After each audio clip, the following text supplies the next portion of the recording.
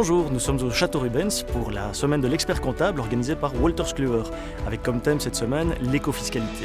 Je vais vous parler des impacts environnementaux du numérique. Je suis Olivier Vergens, le directeur de l'Institut belge du numérique responsable. Olivier, bienvenue. Bonjour. Vous êtes directeur de l'Institut du numérique responsable depuis un an. Félicitations. Quelle est la mission de l'Institut ?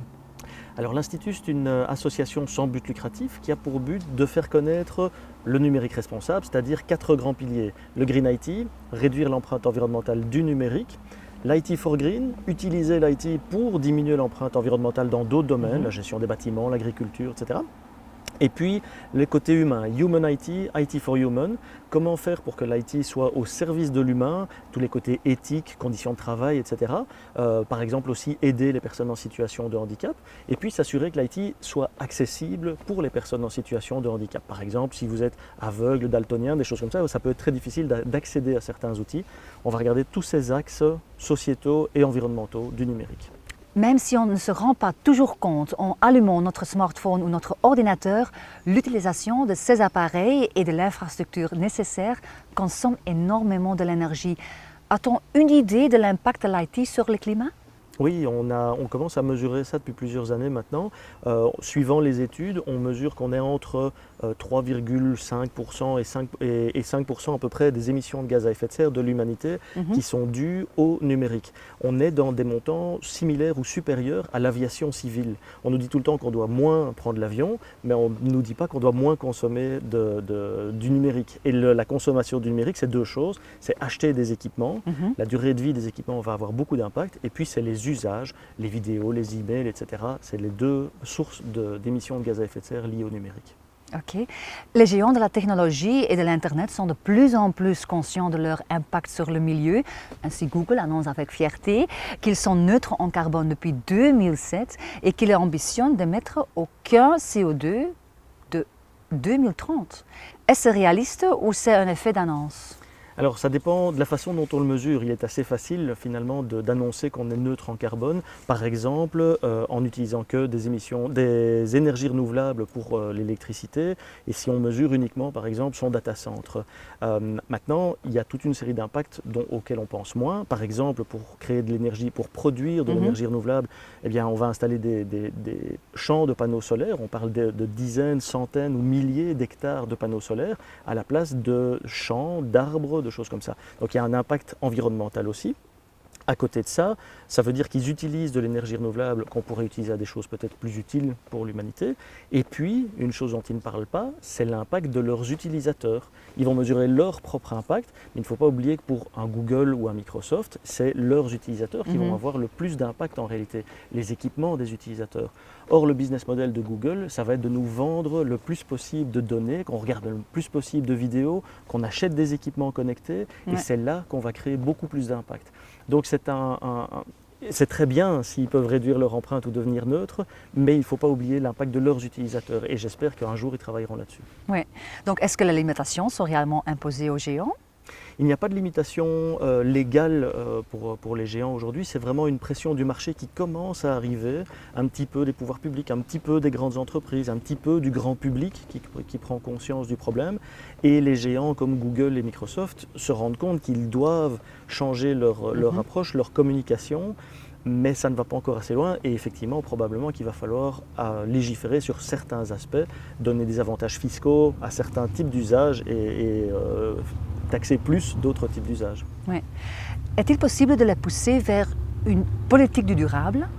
Oui, comme je le disais, il y a deux axes. Soit on le fait à travers le marché, les grandes entreprises qui poussent de plus en plus, et c'est comme ça que par exemple Microsoft commence à fournir des outils de mesure de l'empreinte carbone lorsqu'on les utilise.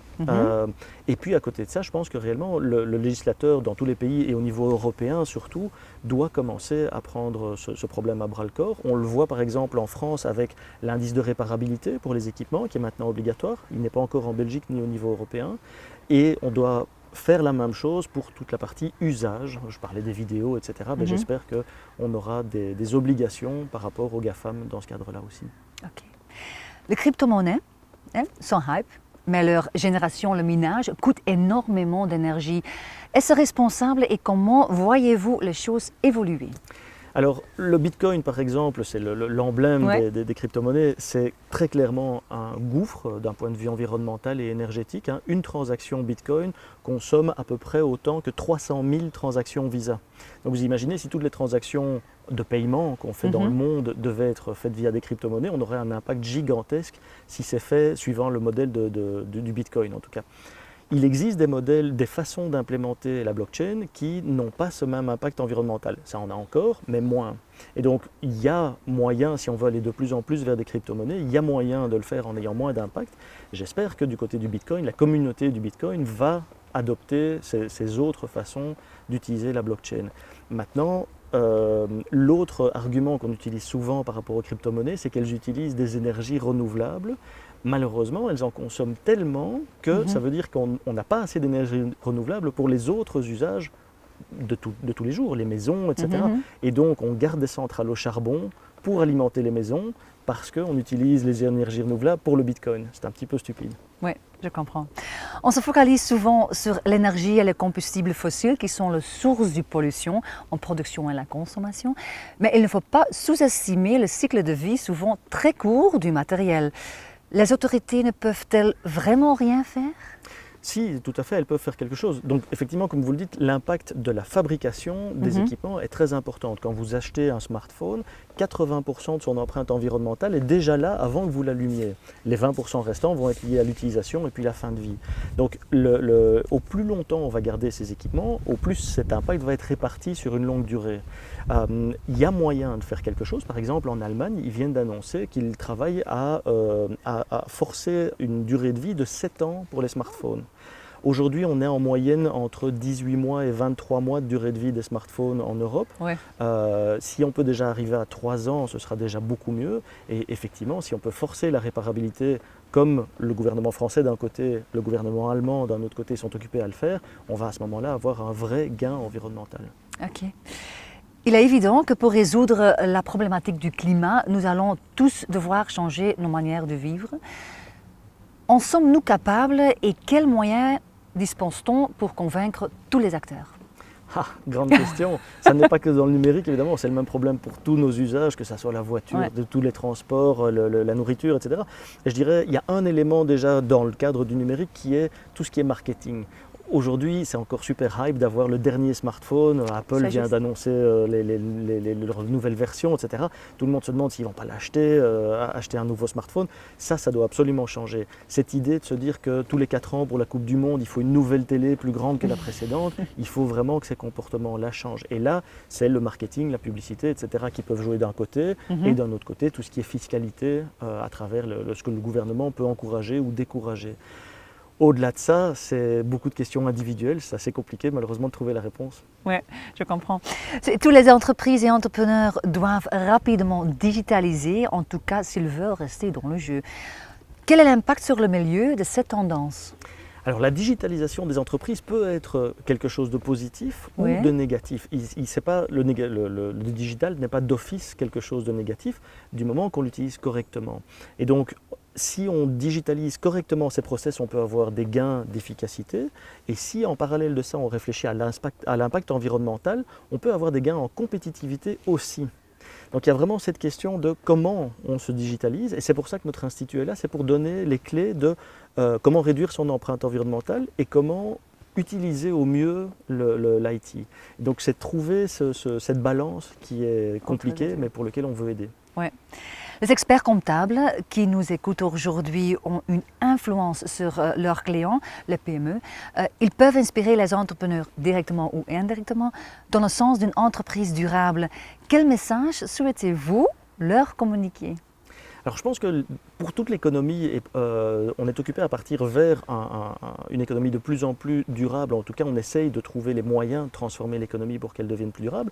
Et je parlais de compétitivité, c'est vraiment quelque chose d'important. Il y a vraiment une question d'emploi local. Par exemple, la Commission européenne a estimé que si on réparait seulement 30% de nos smartphones, on créerait 29 000 emplois. Et il y a moyen de créer ces emplois en Belgique. Il y a des entreprises qui se spécialisent là-dedans. Mais c'est vrai pour tous les domaines de l'IT. Dans chaque métier de l'IT, on va pouvoir changer sa façon de travailler pour avoir moins d'impact. Et si on ne le fait pas, il y a un vrai problème parce que les pouvoirs publics commence à acheter de plus en plus de choses avec des critères de durabilité. Donc les entreprises, les grandes entreprises vont elles-mêmes chercher des solutions avec plus de durabilité. Et donc les PME qui fournissent tous ces services, si elles n'ont pas une offre durable, elles vont se faire dépasser par la concurrence. Donc il y a vraiment une question de création d'emplois, de nouveaux business models qui sont possibles et de compétitivité, voire d'être éjecté du marché parce que votre solution, informatique y compris, n'est pas durable. Ok, dernière question. Quel conseil donneriez-vous au monde politique, au ministre des Finances par exemple? Alors le premier conseil, ce serait évidemment de nous aider, notre ASBL, puisque au plus on peut faire connaître le message, au plus on aura d'impact et c'est quelque chose qui a vraiment des gains au niveau du pays.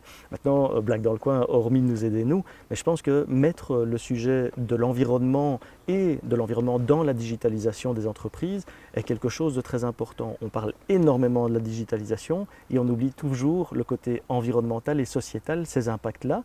Or, je pense que si on veut aller vers une société plus juste et meilleure pour nos enfants, il faut clairement tenir compte de ces impacts. Donc dans chacune des mesures que le gouvernement prend, pas juste le ministre des Finances, dans chaque mesure que le gouvernement prend, pour moi, il devrait toujours y avoir la question maintenant de l'environnement et de l'impact sociétal global. Ok, j'espère qu'il vous écoute. Moi Merci aussi. pour votre temps. Avec plaisir. Merci.